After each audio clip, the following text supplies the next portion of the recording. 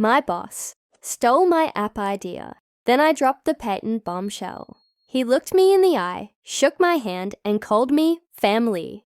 3 months later, he stood on a stage in Silicon Valley, presenting my app idea as if he had dreamed it up in his sleep. The crowd applauded. Investors lined up. Cameras flashed. And he thought he had won. But what he didn't know was that I had filed the patent, quietly, legally, 3 months earlier. That applause he soaked in, it wouldn't last, because the storm I'd been building was about to hit. It started the way all good betrayals do, slow, silent, and subtle. I was a junior developer at a mid-sized tech firm. Nothing glamorous, but I had fire in me. I wasn't there just to collect a paycheck. I had an idea, an app that could change the way small businesses handled instant inventory and mobile sales in real time. Something sleek, simple, scalable. It began as just sketches in a notebook, late nights in my apartment, coding prototypes and sketching UI flows. No one knew except a close friend, and I was careful. I knew the industry. I knew ideas were currency, and I knew theft wasn't rare. It was expected. At work, I was quiet. I kept my head down. But one day, in a casual conversation, my boss, Ethan, overheard a few words too many. Mobile integration for storefronts. That's all I said. It was vague, innocent, but to a shark like him, it was blood in the water. He leaned in, asked questions, took an interest he'd never shown before. I brushed it off, naive maybe, or just tired. But I knew better than to be reckless. I had already been filing provisional patent paperwork. It wasn't perfect. It wasn't complete. But it was time-stamped. It was legal. And it was mine. Then, things started to shift.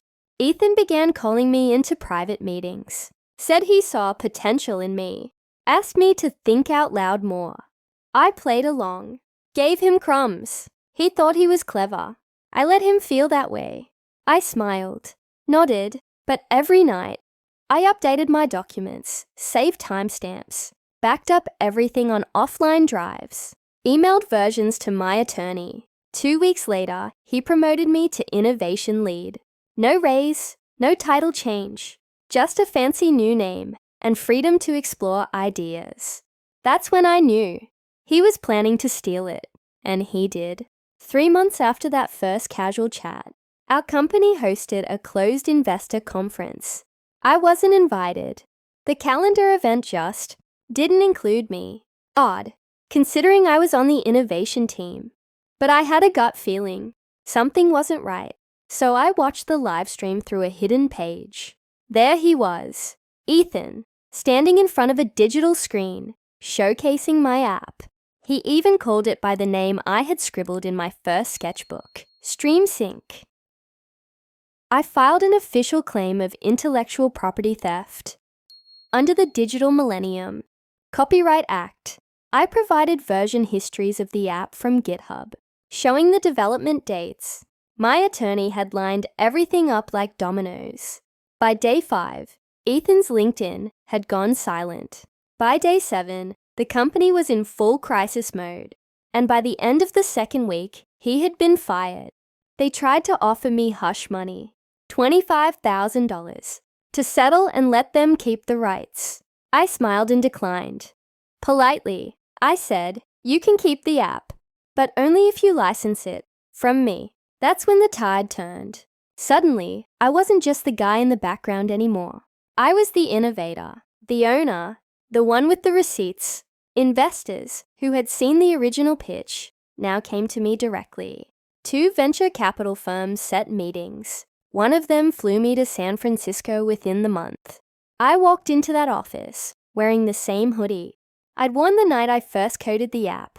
Except this time, I walked in as a founder. I rebranded the app, called it Fluxline. I hired 2 of my closest friends as my dev team, and I gave my former company a simple offer. They could license Fluxline under strict terms, or they could be left in the dust. They licensed it at a rate 4x what they had tried to buy me out for. But this story isn't just about revenge. It's about preparation. If you've ever had a big idea, protect it. If you've ever felt small in a room full of powerful people, know this. Silence is not weakness. Strategy isn't cowardice. Sometimes, the strongest move is the quiet one. You don't need to scream. You just need to file the patent and wait. Let them climb the ladder, then remove the floor. The success didn't happen overnight. There were nights I wanted to quit, days I doubted myself. But I knew what I had, and I knew that no one, not even a charming boss with $1 million eye smile, was going to steal my future. Now, Fluxline is in 12 countries. We've onboarded 10,000 businesses. And every time a small business processes an inventory shift on my platform, I remember that handshake, the one where he called me family. I smile now, because family doesn't stab you in the back. But if they do, make sure they're holding a knife made of paper. And make sure your name is on the patent.